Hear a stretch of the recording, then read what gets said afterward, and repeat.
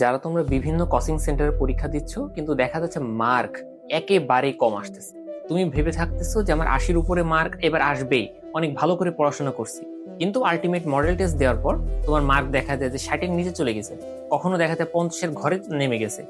এখন এই অবস্থাতে তুমি তো অনেক দুশ্চিন্তায় যে কি ব্যাপার, আমি এত পড়াশোনা করছি, আমার এই অবস্থা কেন? তোমাকে সত্য একটা কথা বলি, কোচিং এর যে প্রশ্নগুলো হয় তারা প্রশ্ন করেই হার্ড, প্রশ্ন করেই যেন বেশিরভাগ শিক্ষার্থীরা এই প্রশ্নের উত্তর না পারে। কারণ বেশি স্ট্যান্ডার্ড বা বেশি সহজ দিলে সবাই পেরে যাবে, তখন কোচিং এর আসলে ওই মান সম্মানটা থাকবে না, এমন একটা বিষয় তারা নিজেরা মনে করে। তো যার কারণে আসলে এমন প্রশ্ন হয়, কারণ দেখা গেছে এত বছর যাবত যে কোচিং এ বিভিন্ন পরীক্ষাতে প্রশ্ন আসছে, কিন্তু মেডিকেলে তার 1-2% প্রশ্ন সেখান থেকে কখনোই কমন আসেনি বা না সেই ধারাতে আসছে।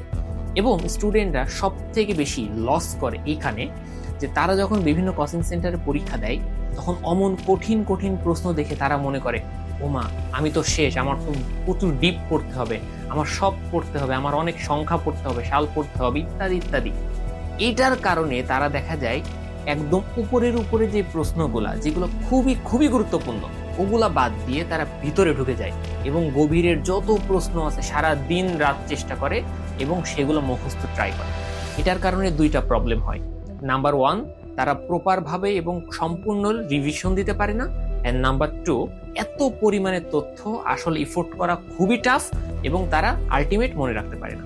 এবং পরীক্ষাতে দেখা যায় যখনই সহজ প্রশ্ন আসে তারা ওই যে কঠিন চিন্তা করছে এবং সেভাবে পড়ে আসছে এবং তারা সঠিকভাবে দাগাতে পারে, আলটিমেট দেখা যায় চান্সও তাদের মিস হয়। সো আমি তোমাদেরকে বলবো একটু কুল হও, প্রতিযোগিতা করো নিজের সাথে। যদি এমন দেখা যায় যে কোচিং এ পরীক্ষা দেওয়ালে তুমি অনেক কম মার্ক পাচ্ছ, কিছু কিছু পরীক্ষা দাও, কিছু কিছু পরীক্ষা বাদ দিয়ে তুমি নিজে মডেল টেস্ট দেওয়া ট্রাই করো।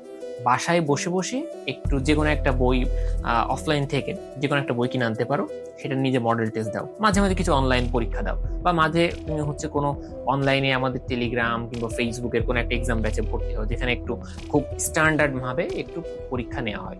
সো এই জিনিসগুলো তোমার জন্য আলটিমেটলি ভালো হবে। বাট যেগুলা কোচিং সেন্টারে করাচ্ছে বা যেই প্রতিবন্ধকতা তুমি ফেস করতেছো বা যে সমস্যাতে তুমি পড়তেছো এটাতে থেকো না, একটু রিল্যাক্স হয়ে ওখান থেকে সরে আসো।